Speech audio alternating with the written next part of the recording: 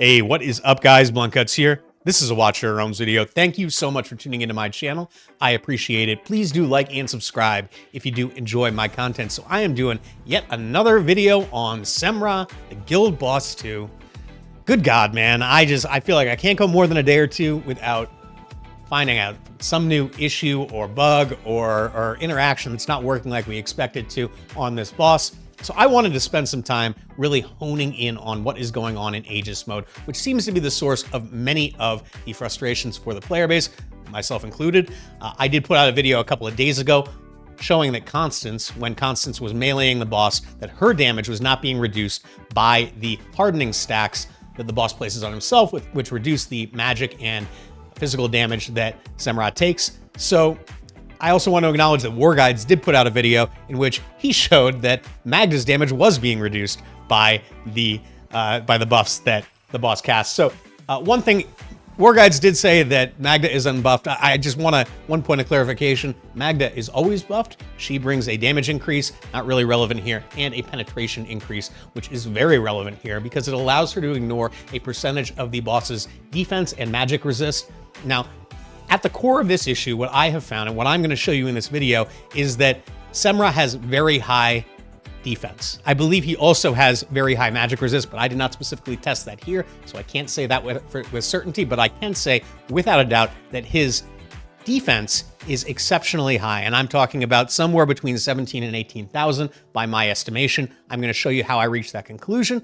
Before I get any further, I do want to just point out that I am going to be kind of going into the weeds. I've got spreadsheets, I've got numbers, I'm going to be throwing a bunch of info at you. If you don't want to watch any of that, skip to the end. I've got a summary of the important points, kind of a SparkNotes version of the rest of this video, so feel free to skip to the end. However, I think that there's some stuff that is worth seeing in the middle as well. All right, before I go any further, I do need to get one thing out of the way. We need to talk about the damage calculation, the way that the game determines how much damage your heroes do. And it's important to make sure that we're on the same page. I think that many of you probably already know this information. So, feel free to skip past this if you want, but I do think it is important to get it out there because it is relevant to the rest of the conversation and to the results that I did find in my testing. So, when the game calculates damage, the first thing that it does is it takes the attacking hero's attack, their attack value, and then subtracts the enemy either defense or magic resist, depending on the damage type from that attack. If that attack is less than the defense or magic resist of the enemy that is being attacked, then by default, your hero will only do 5% damage. That's a 95% damage reduction. It's important to get that out of the way. Any other modifiers, and these modifiers could be skill damage, these modifiers could be crit damage that you have on your heroes. Any of those modifiers only take place after that initial calculation is done. So with that said, I want to get into a phenomenal post that was made on my previous video that did lead me down to the testing that I did. So I want to discuss this. I want to give some credit where credit is due. Let's take a look at that post. This is the post that I was talking about. Renard Dubois 940. Thank you so much, my man. Big props to you. Really appreciate you contributing to the conversation.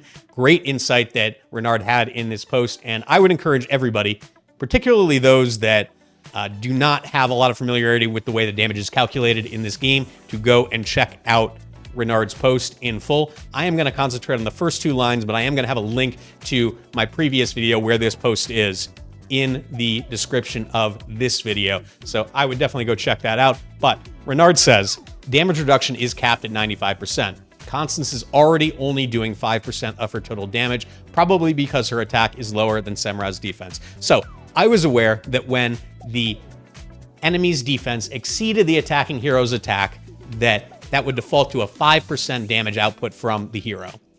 I was aware of that. However, what I was not aware of was that there was a global cap on damage reduction at 95%, meaning that when Semrah applies the hardening stacks to himself, the blue buffs that you see below his health bar in the Guild Boss 2 fight, that each one of those stacks reduces incoming magic and physical damage by 10%, capping out at what we think is 60%. Not actually the case based on my testing, but even still, the reason that we weren't seeing a reduction of 10% per stack in my testing was because the cap was already being met. Constance was already only doing 5% or less of her damage, and as a result, there was no change when the buffs were applied. Good to know. I thought that those buffs would further reduce the damage. Not the case. Let's go take a look at the results that I got when I did some more testing. All right, so before we get into the results, I did want to show you the actual test that was done. Basically, I set up an auto run in which I destroyed the first phase of the boss, the chainsaw phase of the boss, whatever this one's called. And then as soon as we got into the Aegis mode, I did remove all of the damage dealers with the exception of Valeria. I then recorded the results of Valeria attacking the boss. I made sure that I was only recording the results when Valeria had full health, so she wasn't getting any bonuses from that. And I also made sure that she had invigoration on every single run, so she's actually getting a 10% attack increase for each one. I did account for that in the results, which I'll show you in a minute.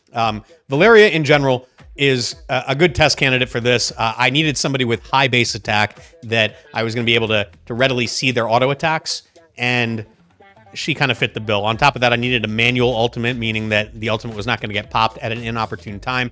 When I did record my results, I made sure that Valeria was at full health. I made sure that obviously her ult was not popped. And then I made sure that she wasn't doing her special attack, which she does, I think, every 11 attacks or something like that. And on top of that, she also, as you can see right here, she does put a debuff on the boss. I made sure that my results were not collected during that debuff period. So I made sure that I was consistent with this testing across the board so that I could give you the best results. With that said, let's take a look at my spreadsheet. All right, guys, so this is the spreadsheet where I recorded my data. I will say I am going to put a link to this spreadsheet in the description of this video so that you can go and you can browse what I found and look into the nitty-gritty of everything if you are interested. However, I am going to give you just some insight into how I've structured this sheet, how you can read it, and give you some broad strokes results. All right, so just going from left to right on this sheet, on the left-hand side, I do have Valeria's stats in the various different profiles that I did use in order to test. So there are 8 different ones total, obviously ranging from with invigoration, 17,137 attack at the low end to 28,862 attack at the high end. Of course, that is, again, including invigoration buffs. So subtract 10% from that, and you are at your base attack value. That's also listed here just for reference. All of the sets did have 347.5% crit damage, with the exception of the final set where I tried to max out attack as much as possible, when I did have, including invigoration, 28,862 attack. I only had 322% crit damage. Only. I know, pretty ridiculous. I'm kind of impressed with where my gear has gotten on this account. However, it is just worth noting that in order to max the attack, I did have to sacrifice some crit damage. I will also note, though, that that was by far the highest damage that I did produce on this boss on a per hit basis. So a couple of other things that I do want to point out about the gearing before I talk about the rest of the sheet. At no point did Valeria have a cohesive set or a complete set of Infernal Roar or Soulbound Arcana or any other set on the right-hand side. There was no damage boost that was being provided to her. The same can be said for the artifact that I used. There was no point where I was using an artifact that provided her with a damage boost. I did switch artifacts around in order to kind of adjust the attack. That was a way that I used to manipulate the total attack that she did have on her. However, I made sure that I was using, primarily I was using a Lunacy Visor, which does not provide any damage boost to her. But I do have a few of them on my account at different levels, which means that they have different attack bonuses, which allowed me to kind of manipulate the attack that she had there. Moving to the right-hand side of the sheet here, underneath the hardening stacks heading, we've got the per hit damage that Valeria did for each of these different gear sets at all of the different hardening stacks levels from 0 through 6. I've recorded the damage. So, for example, this line that I am going to highlight right now, we've got Valeria at 15,724 base attack, 17,296 attack when we do include the invigoration buff. She's also got 347.5% crit damage. Moving over to the right-hand side, we can see that at 0 hardening stacks, her basic attack hit for 4,031 damage. At 1 hardening stack, also 4,031 damage. More on that in a second. And then moving all the way over progressively through here, at 2 stacks, 3953, at 3 stacks, 3953, and so on and so forth. So a few things that I do want to note here before I move on to kind of my final conclusions. I do want to note that if we look at columns F and column G here, which I'm going to highlight, you can see that the number is the exact same every single time at 0 stacks and at 1 stacks as far as her damage output. I don't know what's going on with this. Theoretically, it should be reduced by 10%. Now, some of these, in particular, the first one, did not receive any reduction from the hardening stacks because her attack did not exceed the boss's defense, which I believe is at a level of somewhere between 17 and 18,000. However, you would have expected that the subsequent testing would have produced a reduction at 1 stack. That is not the case in my testing. I don't know why there's no reduction there. It seems like a bug. I'm not complaining about it because, hell, it's already hard enough to damage the boss in this game mode, but it's what my testing showed. So maybe somebody can shed some light on that. I don't know why that's the case. Something else to note here. If we look at the yellow numbers that are beneath each one of these gear sets, so that the highlighted cells, the ones that I'm progressively moving downwards on right now, this is the total damage reduction that the hero received at max stacks. So it capped out at approximately 41%. What I found is that we would think that the hardening stack damage reduction was additive, meaning that each 10% would be added to one another, producing a cumulative damage reduction of 60%. However, that is not the case. They are multiplicative, meaning that you multiply each one successively by 10%, which means that at 6 stacks, instead of a 60% damage reduction, you are looking at a 41% damage reduction. You can test this out if you want to by doing 0.9 to the 5th. That is going to produce the cumulative damage reduction there. So in any case, that is something that is important to note. Finally, on the far right-hand side, I do have the damage difference between the first point where she did start receiving damage reduction from the hardening stacks, which was at this second profile, which was at an attack level of 17,296, including the invigoration buff. That is my base. That's where I started doing my the differences there. And I showed the difference both at 0 stacks and at 6 stacks here. You can go down and you can basically see the progression. As we stack more attacks, she is getting increasing damage, highlighted mostly by the max attack build at the bottom here, where she is doing at 0 stacks a whopping 381.42% more damage than she was doing at 17,000 attacks. So that is an increase of 11,000 attack approximately from the attack level that she was at the base versus the high attack build. However, it resulted in almost 5 times as much damage. It's ridiculous. The difference between at 6 stacks was curtailed quite a bit, but was still almost 3 times as much damage at 28,000 attack versus 17,000 attack, which is massive and very important to know. I guess the final thing that I do want to point out here is that there is a breakpoint here, somewhere between 17,137 attack on Valeria versus 17,296 attack there. At 17,296, there is still a 1.94% reduction that Valeria is receiving to her damage based on the hardening stacks the boss puts on. At 17,137 attack, that was not the case, which is why I believe that the boss's defense is somewhere in the 17,500-ish range. I think that's approximately where it is. That's the only way that this, in my mind, makes sense, but I did not go into the weeds and try to figure out exactly what that breakpoint would be based on this testing. I'm sure somebody else who's smarter than me can go out and figure that out if they do want to. However, what this really means is that stacking attack past that point is not going to be all that great. You really want very high attack heroes to be effective in this game mode, particularly if you aren't bringing Lucius to remove the buffs. But even if you are, the boss still, even at 0 stacks, is still going to have massive damage reduction because he has very, very high defense at that point. So I think that fighters are going to be OP in this stage. I think that also if you are bringing some heroes or hero types that have lower base attacks, such as mages and marksmen, then you are going to want to limit your usage of their ultimates to when you are able to provide an invigoration buff via Constance or Dolores to the attacking heroes, because if you don't have that, then they are not going to be able to very effectively damage the boss. As you can see, more attack produces a massive difference. The last thing I want to show you on my spreadsheet here is actually in a different tab. I've got it titled IR versus Offset, and what I've done here is I produced 2 sets of gear, one of which was in Infernal Roar, the other of which was in offset pieces, so no set bonus, and they had very similar stats. So the non-Infernal Roar base attack was at 16,660. Both of these sets had 347.5% crit damage. The IR set had 16,644 attacks, so 16 less attack in total. Very minor difference.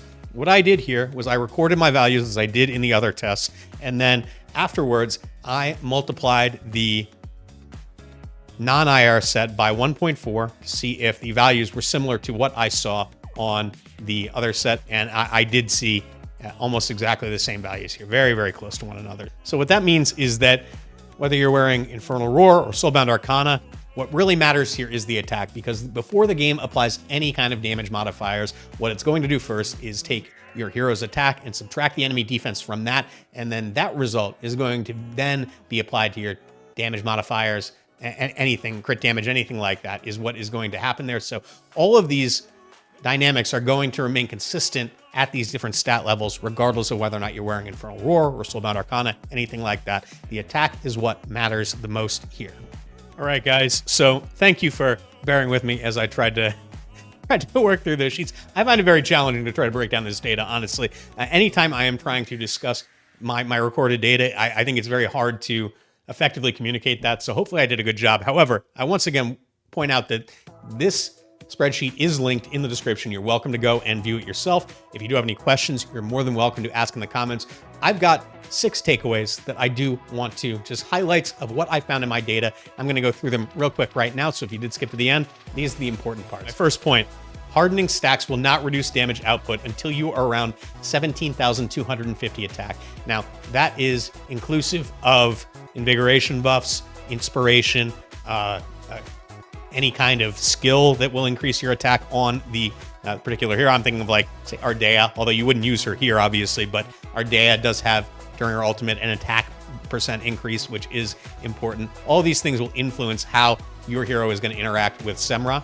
The other point I will make is that my tests were all done using physical damage. So if you're using a magic damage hero, there may be different breakpoints for this. I don't know what the boss's magic resist is. I feel relatively confident that I know approximately how much defense Semrah has, which is somewhere between 17 and 18,000 defense. Second, you need 20,000 attack or higher in order for each hardening stack to impact your damage, meaning that in order to see a progression where each additional hardening stack is going to decrease your damage, you need more than 20,000 attack.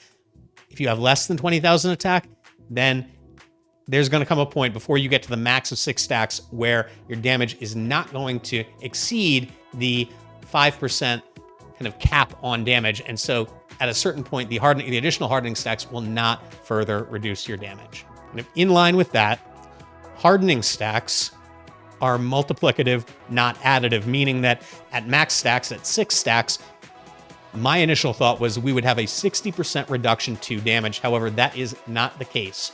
The way that the game calculates this is at the first stack reduces damage by 10%. Then that new total is going to then be reduced a further 10% by the second stack, and then a further 10% by the third stack, and so on and so forth to 6 stacks total.